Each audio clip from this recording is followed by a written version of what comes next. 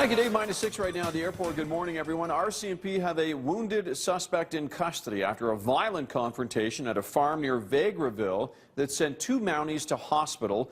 Police say one officer was run down by a stolen 1-ton pickup, the other grazed by a bullet as police probed murder threats they say may be related to a drug operation. 2 people were arrested at the scene. The 3rd suspect taken into custody after an overnight standoff at a rural location between Vegreville and Tofield, which is about an hour's drive from Edmonton.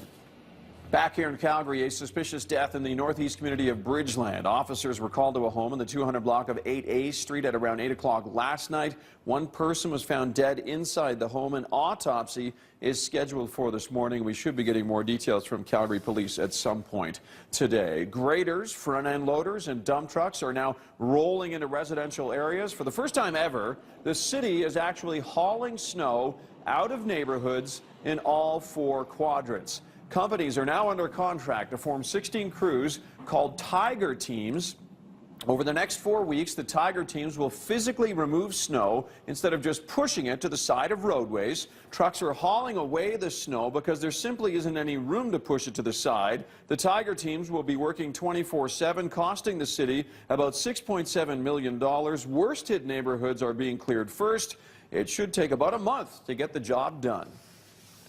Our crews are really working around the clock, and so are our contracted crews as well, and we're trying our best to make the roadways as safe as possible for all Calgarians, including the residential roadways. For now, the work by the Tiger Teams is a one-time thing. The city of Calgary did not actually remove snow from residential streets at all until 2010. You may recall that's when council voted to change the city's snow and ice removal policy.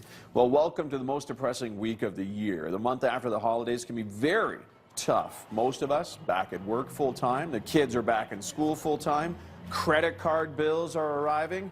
Debt counselors say January can seem overwhelming, but it doesn't have to be. They recommend opening up those bills right away and creating a plan and a budget to not only pay off the new debt, but the old debt as well. I think the first thing is to open your bills. A lot of people try and hide from the credit they've accumulated over the holidays, and that will only make matters worse. The next thing to do is to make a list of what the issues are and find a plan of attack to deal with it. Pre-Christmas stats suggest Calgarians now have the 2nd highest non-mortgage debt levels in the country. Vancouver is number 1.